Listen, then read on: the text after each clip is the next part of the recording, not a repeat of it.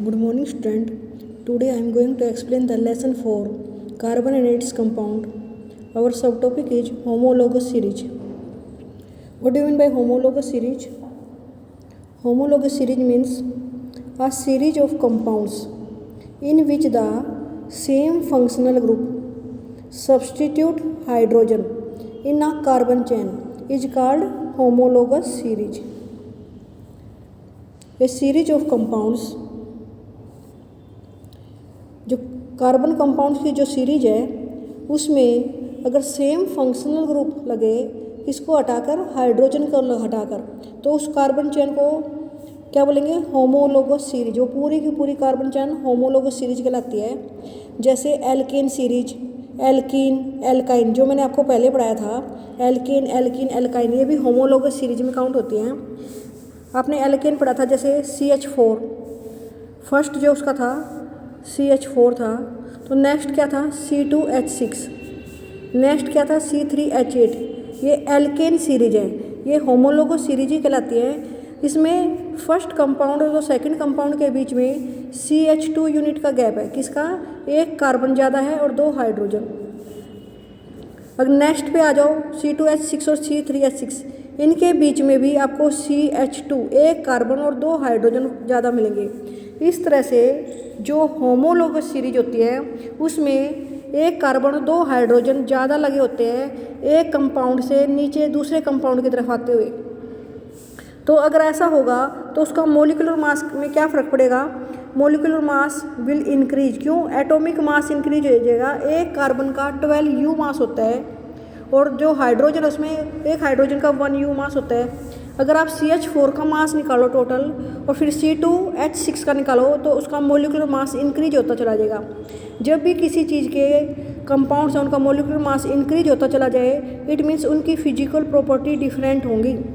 In the homologous series the compounds have different physical property but they have the same chemical properties. उनकी chemical properties same होती हैं but उनकी physical property क्या होती है? Different होती हैं। अब आपने एल्कीन सीरीज के बारे में पढ़ा था। एल्कीन सीरीज में जैसे ये तो एल्कीन सीरीज के बता रखे C5H10 पेंटेन। अगर हम एल्कीन सीरीज देखें, एल्कीन सीरीज का फार्मूला, कॉमन फार्मूला क्या था? CnH2n। जैसे C2H4, नेक्स्ट C3H6, एल्कीन के बारे में है ये। एल्कीन, इनमें भी डिफरेंस देखो, C एक कार्बन और 2 हाइड्रोजन, इस तरह से फ़र्क है। C4 ब्यूटीन, C4H8 जो आपने पहला पढ़ाया है वो याद रखना पड़ेगा। इन दोनों के बीच में कितने कार्बन और कितने हाइड्रोजन का गैप है? CH2। तो जो होमोलोगस सीरीज होती है उनमें CH2 एक कार्बन और 2 हाइड्रोजन फालतू ज़्यादा लगे होते हैं जैसे जैसे आप नीचे की तरफ सीरीज में जाते जाओगे। अब मैं एल्कोहल फैमिली के बारे में आपको बता रही हूँ। एल्कोहल फैमिली, ये एल्कोहल फैमिली किस में आएगी? होमोलोगस सीरीज में। अब इसकी होमोलोगस सीरीज कैसे बनेगी? इसका स्ट्रक्चर है OH। एल्कोहल यही लगा होता है ना। आप अगर इसे एल्केन फैमिली में लगाओगे कैसे लगेगी? एल्केन में CH4 फॉर्मूला होता है, हम उसमें से एक H कम कर देगा, एक हाइड्रोजन को रिप्लेस करेगा OH। कौन से ग्रुप ने रिप्लेस करा? एल्कोहल ने। ये क्या बन गया? Methanol, methanol. इससे नेक्स्ट क्या हो जाएगा? C2H5OH, ethanol, ethanol. और इससे नेक्स्ट इथेनॉल के बाद प्रोपेनॉल लिखोगे तो कैसे आएगा? C3H7OH, ये क्या? इथेनॉल। और ब्यूटेनॉल लिखोगे तो C4H10 होता ना, H9 ले लेंगे और उसमें OH लगा देंगे, ये क्या बन गया? ब्यूटेनॉल। इस तरह से ये पूरी एल्कोहल की होमोलोगस सीरीज है जिसमें OH ग्रुप लगाए, सब में OH ग्रुप लगाए। अगर हम एल्डिहाइड ग्रुप लगाएं, एल्डिहाइड एक H हटा के एल्डिहाइड ग्रुप लगाएं, एल्डिहाइड ग्रुप ये होता है CHO। तो इसमें जो एक डंडा लगा हुआ है इसमें हम एक H लगाए सबसे पहले, HCHO। इसमें एक कार्बन ऑलरेडी पहले से है, पहले से कार्बन होने के लिए इसे बोलेंगे मीथेनल। क्या आएगा? Methanal, NaL। नेक्स्ट CH3CHO, इसमें कितने कार्बन है? 2। कौन सा ग्रुप लग रहा है? CHO, सब दोनों में CHO ग्रुप लगा है, तो ये क्या है? Ethanal, NaL। इसे नेक्स्ट जो बनेगा वो क्या बनेगा? C2 2H5CHO। ये क्या है, इसमें कितने कार्बन है, 3, 2 ये है, 1 ये रहा, 3 कार्बन है, तो क्या बना, प्रोपेनल। इसका नाम क्या है, प्रोपेनल। प्रोपेनल फॉर्मूला क्या था, C2H5। वैसे तो C2H6 होता है, लेकिन उस एक H को हटा के क्या लग गया, CHO। जो ये CHO ग्रुप लगा तो इसने कितने कार्बन कर दिए इसके अंदर, 2 ये थे और 1 ये, 3, तो प्रोपेनल। अब ब्यूटेनल लिखोगे C3H7, H8 होना चाहिए लेकिन 7 है, इसमें CHO ग्रुप लग गया तो क्या बन गया ये, ब्यूटेनल। इस तरह से ये होमोलोगस सीरीज है किसकी, एल्कोहल की। इनका बॉइलिंग और मेल्टिंग पॉइंट भी इंक्रीज हो जाता है क्योंकि इसका मॉलिक्यूलर मास बढ़ जाएगा। जैसे जैसे हम एक कंपाउंड से दूसरे कंपाउंड पे आएगा तो उसका बॉइलिंग पॉइंट और मेल्टिंग पॉइंट इंक्रीज हो जाएगा क्योंकि मॉलिक्यूलर मास इंक्रीज होने लग रहा है। लेकिन they have the same chemical properties because they have the same functional group. और जो ये फंक्शनल ग्रुप होता है ये ही प्रॉपर्टी प्रदान करता है, आपको मैंने बताया स्पेसिफिक प्रॉपर्टी प्रदान कर देता है उस कार्बन की पूरी सीरीज को। अब मैं आपको बता रही हूँ, इसको पहचान के बताओ। कल मैंने ये बताया था आपको, ये कौन सा ग्रुप है, कार्बोक्सिलिक ग्रुप। अब ये कैसे लगेगा, इसमें एक लाइन जो खाली छोड़ी है इसकी वैलेंसी पूरी हो जाएगी ऐसे, HCOH। ये है मिथेनोइक, एक कार्बन लगा हुआ ना तो कौन सा, मिथेनोइक। ई हटा के OIC लग जाएगा, मिथेनोइक। मिथेन में से ई हट गया और OIC लग गया, मिथेनोइक एसिड। ये एसिड वर्ड आएगा पीछे। अगला इथेनोइक कैसे लिखेंगे, CH3COOH। इसमें कितने कार्बन लगे हुए हैं, CH3COOH। कितने कार्बन लग गए, 2। तो ये क्या होगा, इथेनोइक। इथेनोइक क्या वर्ड लगा, ओइक, इथेनोइक एसिड। इसे एसिटिक एसिड भी बोलते हैं, इसका कॉमन नाम है एसिटिक एसिड। तो ये कॉमन नाम से ज़्यादा पूछा जाता है। एसिटिक एसिड का फॉर्मूला लिखो। अगर नेक्स्ट लेवल पे जाओगे, इससे नेक्स्ट कौन सा बढ़ेगा, C2H5COH। कितने कार्बन हैं, 2 और 1 3, तो ये क्या होगा, प्रोपेनोइक। प्रोपेनोइक। ब्यूटेनोइक लिखना हो तो C3H7C डबल बॉन्ड OH। इसमें फंक्शनल ग्रुप तो ये लगा आपका कार्बोक्सिलिक ग्रुप, और आगे जो ये कार्बन है ये लगकर इसमें कार्बन काउंट कर लेते हैं, 3 और 1 4 कार्बन हो गया। एक इसके फंक्शनल ग्रुप में खुद से कार्बन लगा हुआ है तो इसका नाम कितना हो गया, ब्यूटेनोइक। ब्यूटेनोइक।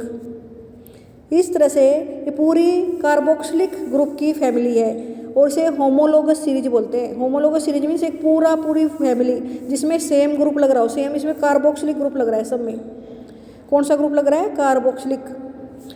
CH3COH और एक मैंने बताया था HCOOH। यहाँ से शुरू हुई थी ये, फर्स्ट, सेकंड, थर्ड, फोर्थ, ऐसे आप 5 6 तक आप कर लेना। एक है कीटोन फैमिली।